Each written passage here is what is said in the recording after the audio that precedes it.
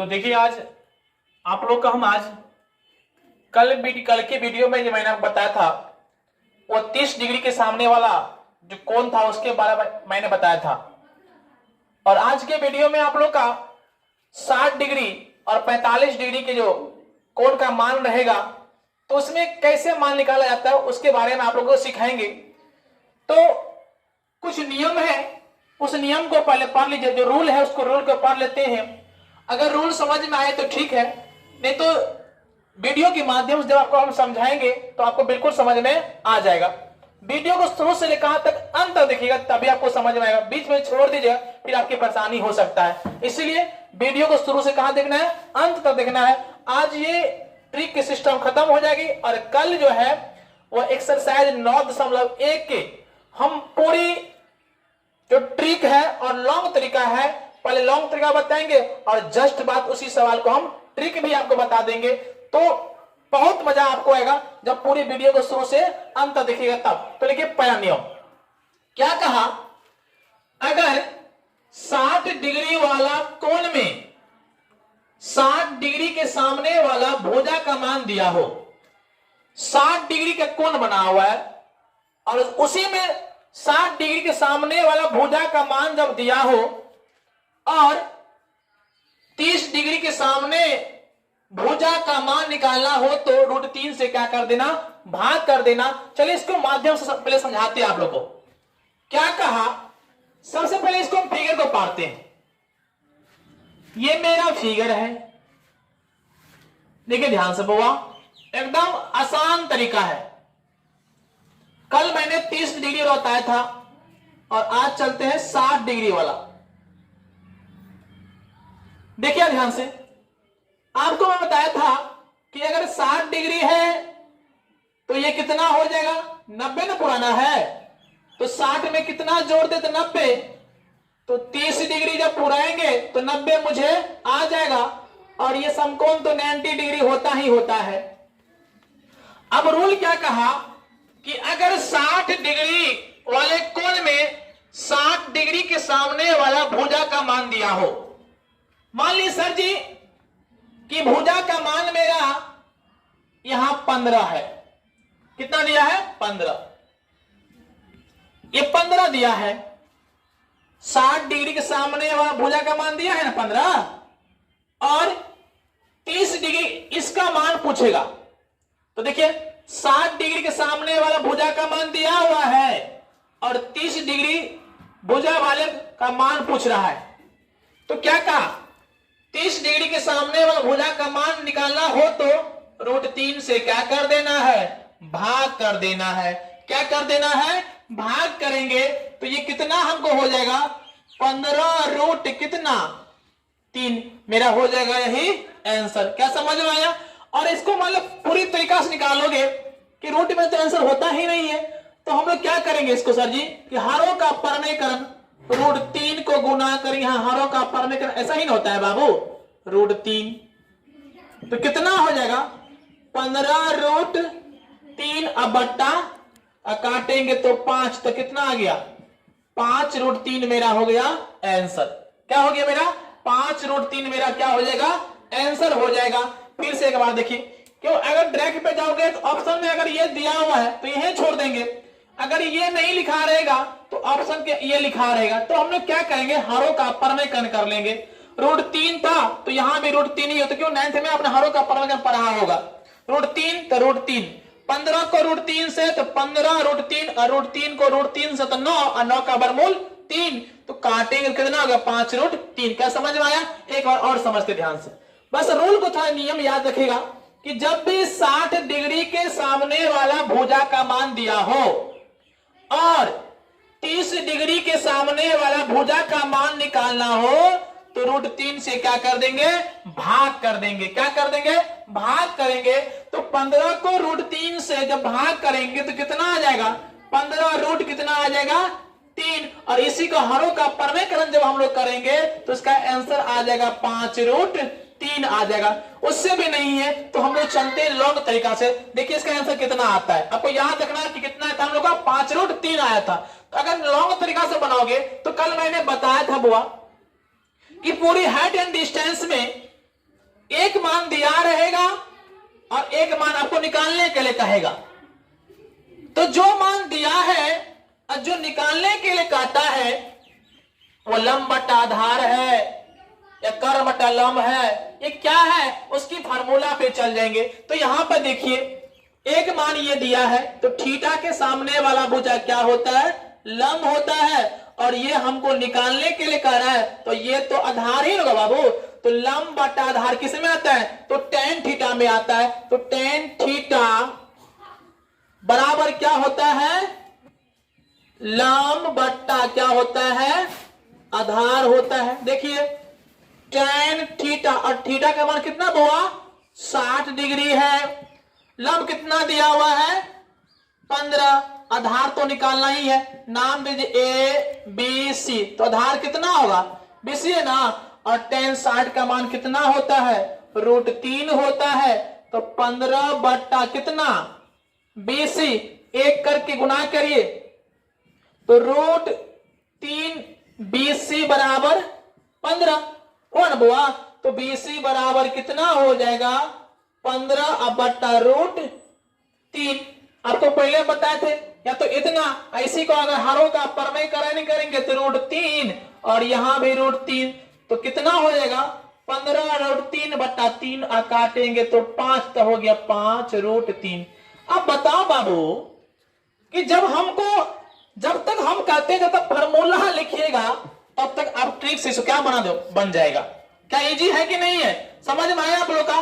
तो बस हम लोग की ऑब्जेक्टिव में इस टाइप की सवाल अगर पूछे तो लॉन्ग तरीका पे क्यों जाएंगे, लॉन्ग तरीका तो आपको आता ही आता है, लेकिन लॉन्ग तरीका से जाओगे तो समय की बर्बादी होगा। उससे हम लोग कहां जाएंगे, ट्रिक के माध्यम चल जाएंगे। तो हम लोग कितना लॉन्ग तरीका में आपको 1 मिनट लगेगा, तो शॉर्ट तरीका में आपको 2 से 3 सेकंड होते होते क्या करोगे, आंसर को मार दोगे। तो समय का भी बचत आपके पास हो जाएगा। इसीलिए जब भी ऑब्जेक्टिव क्वेश्चन हो तो ट्रिक के माध्यम चलिए। मैं जितनी भी क्लास 10th में चैप्टर है उस टोटल चैप्टर को मैं ऑब्जेक्टिव बताऊंगा, और उम्मीद करूंगा कि एग्जाम में आपको एक भी क्वेश्चन समय से पहले आपकी क्या हो जाएगी, खत्म हो जाएगी। तो क्या समझ में आया। तो इससे हम लोग क्या करें, इसको तरीका से नहीं जानना है, डायरेक्ट मार देना है। क्या कर देंगे, फिर से एक बार ध्यान से, कि जब भी 60 डिग्री के भुजा का मान, सामने और भुजा का मान दिया हो और 30 डिग्री के सामने का मान निकालना हो तो क्या करेंगे, √3 से भाग दे देंगे। तो कितना हो जाएगा, √3। इसी का हरों का परमय करेंगे तो 5 रूट क्या हो जाएगा, 3। समझ में आ गया।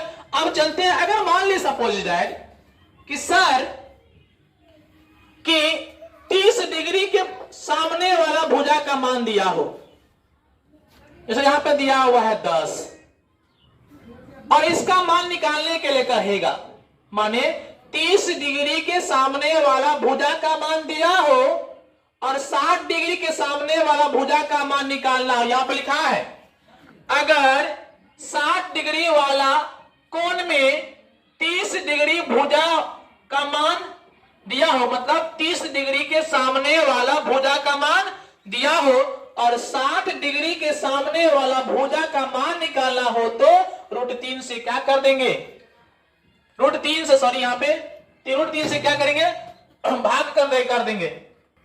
देखिए क्या करेंगे ध्यान से, अगर 60 डिग्री वाला कोण में 30 डिग्री भुजा का मान दिया, 30 डिग्री के सामने वाला भुजा का मान दिया है, तो 30 डिग्री भुजा वाला सामने का मान दिया हो और क्या पूछ रहा हो, और 60 डिग्री के सामने वाला भुजा का मान निकालना हो तो √3 से क्या कर देना, गुना कर देना। जब इसका मान, इसके सामने वाला भुजा का मान दिया हो और 60 डिग्री के सामने वाला भुजा का मान पूछेगा तो √3 से क्या कर देंगे, गुना कर देंगे। तो ये कितना हो जाएगा, 10 √ कितना, 3 हो गया मेरा आंसर। क्या समझ में आया, एक बार और ध्यान सुनिएगा। तो अब देखिए मैंने क्या कह रहा था कि जब 30 डिग्री के सामने का भुजा का मान दिया हो और 60 डिग्री के सामने का भुजा का मान निकालना हो तो √3 से क्या कर देंगे, गुना कर देंगे। क्या कर देंगे, गुना करेंगे। तो ये कितना हो जाएगा, ये हो जाएगा 10 √ कितना हो जाएगा, 3 हो जाएगा। क्या समझ में आया आप लोग का। एक बार लॉन्ग तरीका इसको बना के देखते हैं। अब देखिए ध्यान से बुआ, लॉन्ग तरीका कैसे, ये देखो ध्यान से, ये तो आपको दिया हुआ है और ये आपको निकालने के लिए कहता है, ये दिया है और ये निकालने के लिए। तो देखिए इससे पता लगा लेंगे, ये लंब हो जाएगा, ये आधार, तो लंब बटा आधार किस में आता है बाबा? tan थीटा में आता है। तो हम लोग क्या लिखेंगे? tan थीटा का मान कितना है? 60 डिग्री। लंब लंब कितना होगा बाबा? ए बी, आधार कितना? BC, तो इसका मान तो देवे क्या? और tan 60 का मान कितना होता है? √3 बराबर ए बी बट्टा 10 बट्टा में 1 कर लेंगे, तो बाबू ए बी बराबर कितना होगा? 10√3। बताइए काहेला फॉर्मूला का यूज करेंगे? एकदम देखिए कितना इजी तरीका है, बस नियम को थोड़ा आप लोग याद रखिएगा। नियम उसी शर्त पर याद हो सकता है जब हम लोग प्रैक्टिस करेंगे तब। क्या समझ में आया? एक बात और देखिए ध्यान से, क्या कहा नियम कि जब भी 30 डिग्री 60 डिग्री कोण वाला में 60 डिग्री के कोण वाले में 30 डिग्री के सामने का भुजा का मान दिया हो और 60 डिग्री के सामने वाला भुजा का मान निकालना हो, तो √3 से क्या कर देंगे? गुना कर देंगे। तो कितना हो जाएगा? 10√3। क्या समझ में आई? और इससे पहले मैंने क्या बताया था कि इसका मान दिया है, मैंने 60 डिग्री वाला कोण में 60 डिग्री के सामने का भुजा का मान दिया हो और 30 डिग्री के सामने वाला भुजा का मान निकालना हो, तो √3 से क्या कर देंगे? भाग कर देंगे। तो कितना हो जाएगा? 10√3 मेरा हो जाएगा आंसर। ये समझ में आ गया? अब चलते हैं तीसरा टैप। क्या कहता है? ध्यान सुनिए बुआ।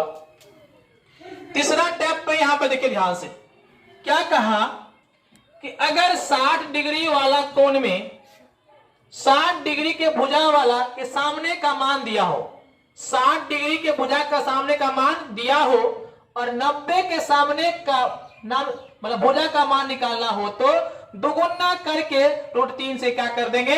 भाग कर देंगे। देखिए अब हम लोग नियम पे चलते हैं। क्या कहा कि 60 डिग्री वाला कोण में इसका मान दिया है और इसका मान निकालने के लिए कहेगा, इसका मान निकालने के लिए कहेगा, तो क्या कर देंगे? इसका तो पहले दुगुना कर दीजिए। तो मैंने क्या कर दिया? दोगुना कर दिया। क्या कर दिया? दोगुना। अरे कितना होगा वो? 20 ना होगा? 20 दोगुना करके क्या कहा? दोगुना करके √3 से क्या करेंगे? भाग दे देंगे। दुगुना करके √3 से क्या करेंगे? भाग दे देंगे। तो दुगुना तो कर दिया और यहां क्या कर देंगे? √3। यही मेरा हो जाएगा आंसर। क्या समझ में आया आप लोग का? समझ में लगता है, उम्मीद है कि आप लोग का आ गया होगा। तो एक बार आपको हम फिर बताते हैं। तो देखिए ये समझ में आया? ये मान दिया है, इसका मान निकालना, दुगुना करके √3 से क्या करेंगे? भाग कर देंगे। नहीं विश्वास है तो चले लॉन्ग तरीका से। सबसे पहली बात कि इसका मान दिया हुआ है और इसका मान निकालने के लिए कहेगा, तो ये तो लंब है और ये मेरा क्या हो गया? कर्ण हो गया। तो लंब बटा कर्ण किसका मान होता है? तो sin थीटा। तो यहां पर हम लिखेंगे sin थीटा बराबर क्या होता है बाबू? लंब बटा क्या होता है? कर्ण होता है। तो साइन कितना डिग्री? 60 है ना? 60 डिग्री। और लंब कितना दिया है? 10। कर्ण तो निकालना है AC। साइन 60 का मान कितना होता है? √3 बट्टा 2 बराबर 10 बट्टा AC। गुना कर दीजिए √3 को AC से, तो √3 AC होगा और 10 दूना 20। तो AC बराबर कितना? 20 बट्टा √3। अब बताओ कि जब तक फॉर्मूला को लिखिएगा, अगर रूल आपकी नियम याद रही तो बस 1 सेकेंड भी नहीं लग पाता है। इसकी दुगुना कर दीजिए और √3 से क्या कर दीजिए? भाग कर दीजिए। हो जाएगा मेरा आंसर। क्या समझ में आया? तो उम्मीद करता हूं कि इस टाइप के सवाल आपको समझ में आ गया होगा। एक बार पूरी को हम बता देते हैं, ध्यान सुनिएगा। पूरा जाता हूं कि सर क्या करना है। जब मान लीजिए 60 डिग्री वाला कोण में इसका मान दिया हो, इसका मान पूछना है, तो क्या करेंगे? √3 को क्या करेंगे? यहां पे भाग कर देंगे। √3 से क्या कर देंगे? इसको भाग कर देंगे। समझ में आ गया? कि मान लीजिए सपोज दैट कि सर इसका मान दिया है, इसका मान निकालना है, तो √3 से क्या करेंगे? गुना कर देंगे। √3 से क्या कर देंगे हम लोग? गुना कर देंगे। तो हो जाएगा मेरा आंसर। तो कितना हो जाएगा? 10√3। अगर इसका मान दिया हो, इसका मान निकालना हो, तो इसके क्या कर देंगे? दुगुना कर देंगे। तो कितना हो जाएगा? 20 और कितना? 20 ना, और √3 से फिर क्या करेंगे, इसको भाग कर देंगे, मेरा हो जाएगा आंसर। क्या समझ में आया आप लोग का? तो उम्मीद करता हूं आप लोग को समझ में आ गया होगा।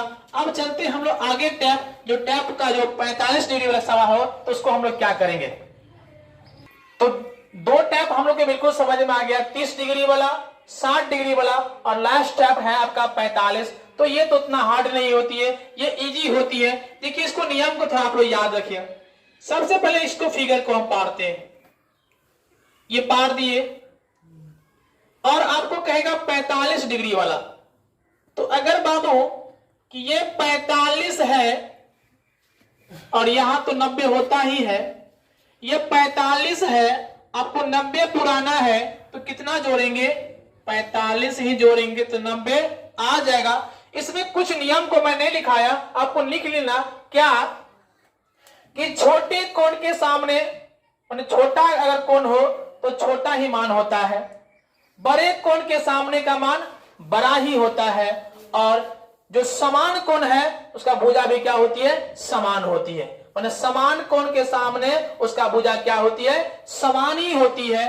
तो देखिए बउआ, इसको नियम को याद रखना कि मानिए कि अब 10 दिया हुआ है, क्या हुआ दिया हुआ है 10, तो यहां 45, तो यहां भी कितना है 45।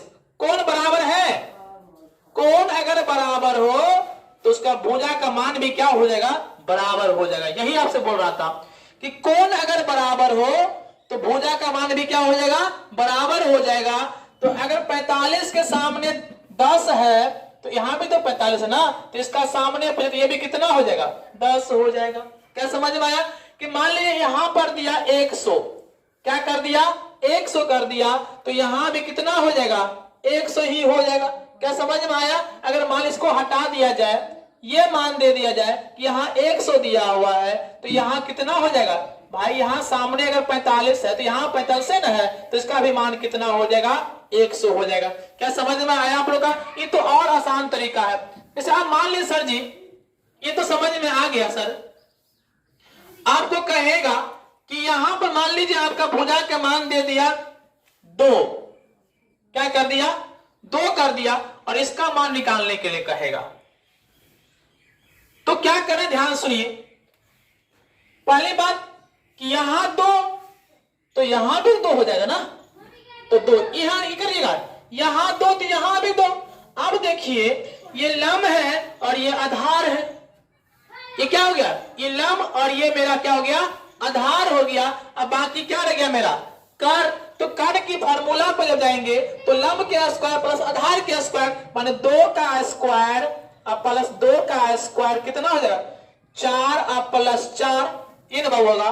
इसको रूट में कर दीजिए तो कितना हुआ, √8, और इसका क्या कर देंगे, इसको क्या करेंगे बुआ, गुणनखंड जब तोड़ देंगे तो कितना हम लोग आ जाएगा, देखो 8 को तोड़ते हैं, 4 कितना आ गया, 2 रूट क्या आ गया 2, यही मेरा आंसर हो जाएगा, 2 रूट कितना 2। मतलब कहने का मतलब ध्यान सुन लीजिए आप लोग, एकदम इजी, कुछ नहीं करिएगा। यहां तो यहां भी 2, ओके आ गया ना।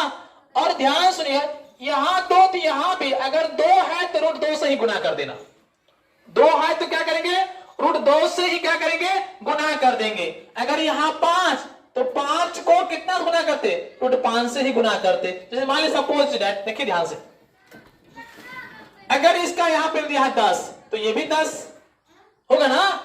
अब 10 को 10 यहां पे 10 और कितना गुना कर देंगे, और √10 से ही क्या करेंगे, गुना कर देंगे, हो गया मेरा आंसर। तो इस टैप पे अगर सवाल दिया जाए तो देखिए तो कैसे हम बनाएंगे सवाल को। तो एक एक टैप हम आपको बताते हैं, दोनों पर 45 डिग्री वाला और 60 डिग्री पर एक सवाल लिख के बताते हैं आप लोग का। तो देखिए सवाल लिख के बताते हैं और फिर इसको हम लोग सॉल्व करते हैं।